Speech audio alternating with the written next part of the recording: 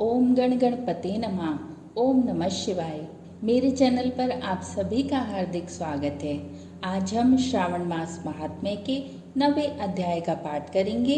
इस पाठ में शुक्रवार की कथा बताई गई है, तो कथा को आरंभ करें। उससे पहले आपसे यही अनुरोध है, चैनल पर पहली बार आए हैं तो चैनल को लाइक और शेयर अवश्य कर लीजिएगा और सब्सक्राइब करके बेल आइकन के बटन को दबा दीजिए, जिससे सभी आने वाली वीडियो की नोटिफिकेशन आपको पहले ही प्राप्त हो जाएं। तो आप देर नहीं करते हैं और अपना 9वां अध्याय शुक्रवार की कथा का पाठ आरंभ करते हैं। भगवान शंकर ने सनत कुमार से कहा कि अब मैं तुम्हें शुक्रवार की कथा कहता हूँ, जिसे सुनकर प्राणी समस्त विपत्तियों से छूट जाता है। पांडव वंश में एक राजा था जिसका नाम सुशील था। उसके यहाँ कोई संतान नहीं थी। उसकी पत्नी का नाम सुकेशी था। पुत्र न होने के कारण वह उदास रहने लगी। रानी स्त्री स्वभाव के कारण हर महीने कपड़ों को अपने पेट पर बांधकर पेट की वृद्धि को करती रहती थी। इस प्रकार साहस के कारण स्वप्रसूति के अनुसार सुकेशी किसी गर्भवती स्त्री को खोजती रही। संयोगवश उसने गर्भवती पुरोहित की पत्नी को देखा। कपटी रानी ने प्रसव के समय में दाई का कार्य करने वाली एक अन्य स्त्री को इस काम के लिए नियुक्त किया। उस दाई को एकांत में बहुत सा धन दिया और अपने गर्भ के अनुकरण की सब बातें कह सुनाई। पुरोहित की पत्नी का प्रसव का समय जब नजदीक आया, यह सुनकर उसी तरह दाई ने भी अपने वचन का पालन किया। पुरोहित की पत्नी दाई की बात नहीं जानती थी, अतः वह दाई की बातों का पालन करने लगी। दाई ने पुरोहित की स्त्री के नेत्रों पर पट्टी बांध दी और उसके उत्पन्न हुए पुत्र को रानी के पास भेज दिया। इस प्रकार रानी के पास उस पुरोहिताइन के पुत्र के पहुंच जाने की किसी को कानो कान खबर नहीं हुई। इस नाटक को कोई न जान सका। रानी ने अपनी दासियों द्वारा राजा को ये खबर भिजवा दी कि उनके यहाँ लड़का पैदा हुआ है। उधर दाई ने पुरोहितानी के नेत्रों से पट्टी खोल दी। वह अपने साथ मांस का एक पिंड लेकर आई थी। दाई ने पुरोहितानी को वह मांस का पिंड दिखाते हुए कहा कि यह अनिष्ट हुआ है, अपने पति से इसकी शांति करवाना। पुत्र नहीं हुआ तो न सही, तुम्हारे प्राण तो बच गए। पुरोहित की स्त्री सोचने लगी कि कहीं दाई ने मेरे साथ कोई कपट तो नहीं किया। राजा ने जब पुत्र उत्पन्न होने की बात सुनी तो जात कर्म आदि करके ब्राह्मणों को गज, अश्व, रथ आदि दान में दिए।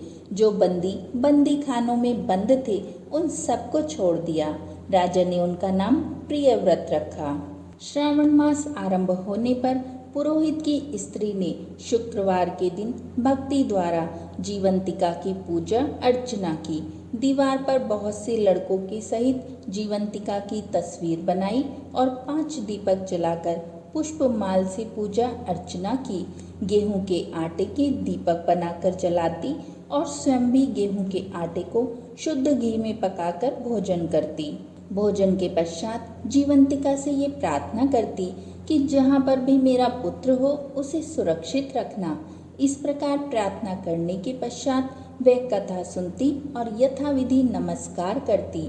जीवंतिका के प्रसाद से वह बालक राजा के यहाँ चांद की तरह बढ़ने लगा और जीवंतिका उसकी रात दिन रक्षा करने लगी। कुछ समय बाद राजा का स्वर्गवास हो गया। पितृभक्त पुत्र ने पिता की परलौकिक क्रिया संपन्न कराई। इसके बाद मंत्रिमंडल ने उसको राज सिंहासन पर बैठा दिया। उसने कुछ काल तक राज्य का शासन भली भांति किया।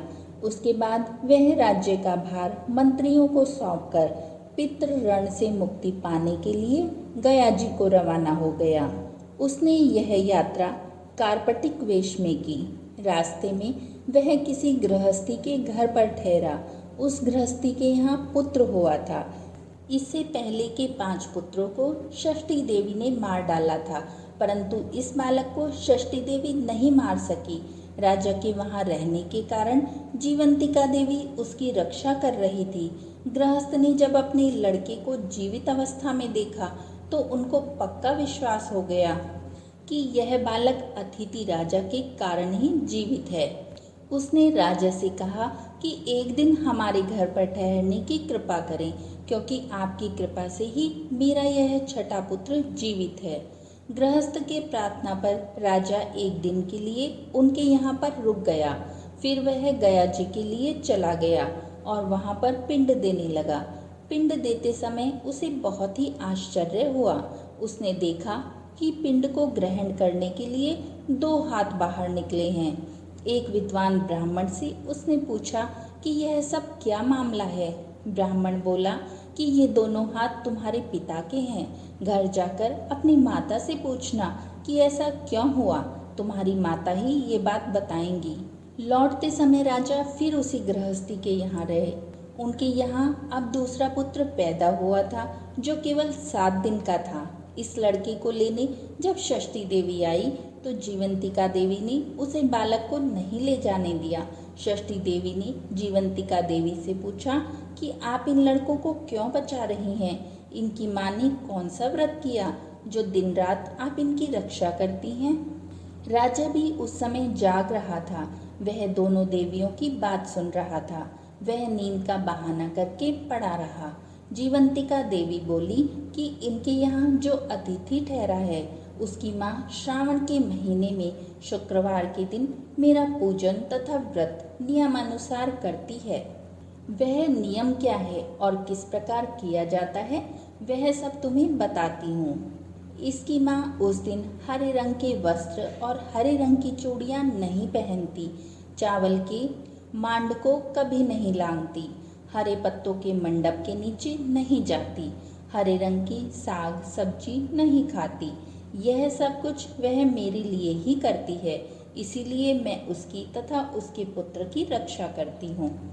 षष्ठी देवी और जीवंतिका देवी का ये वार्तालाप सुनकर राजा सुबह उठकर अपने राज्य में आया। राजा ने अपनी माता से पूछा कि हे माता, आप जीवंतिका का व्रत करती हैं तो उसकी विधि क्या है? राजा की माता ने उत्तर दिया कि मैं तो जीवंतिका का व्रत नहीं करती, इसीलिए मुझे उसकी विधि भी नहीं पता।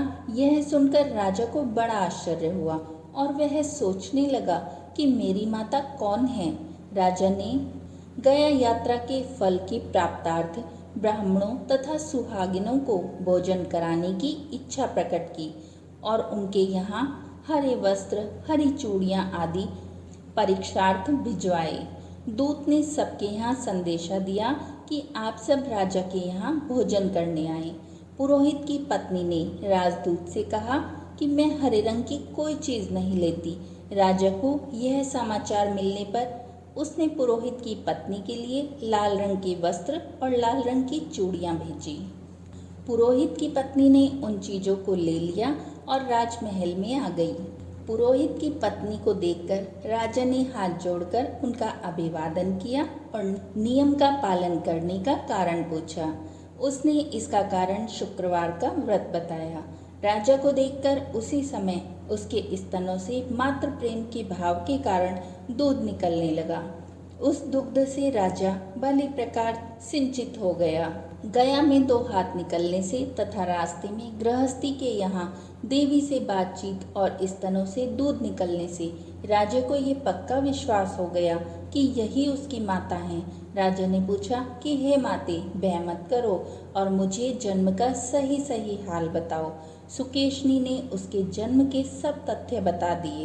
राजा ने प्रसन्न होकर अपना जन्म देने वाली माता पिता को नमस्कार किया और उनको संपत्ति देकर उनका मान बढ़ाया।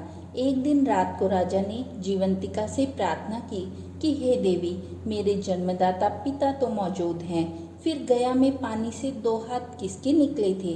देवी ने राजा को स्वप्न में ही उत्तर दिया कि हे राजन, मैंने तुम्हें विश्वास दिलाने हेतु ऐसी माया रची थी, इसमें तुम कोई संदेह मत करो।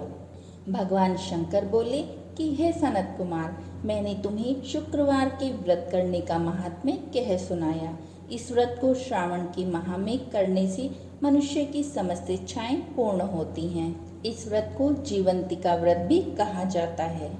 तो इस प्रकार ये 9वां अध्याय यहीं समाप्त होता है। आशा है आपको पसंद आया होगा। कोई त्रुटि हुई है तो क्षमा कीजिए। बोलिए ओम नमः शिवाय।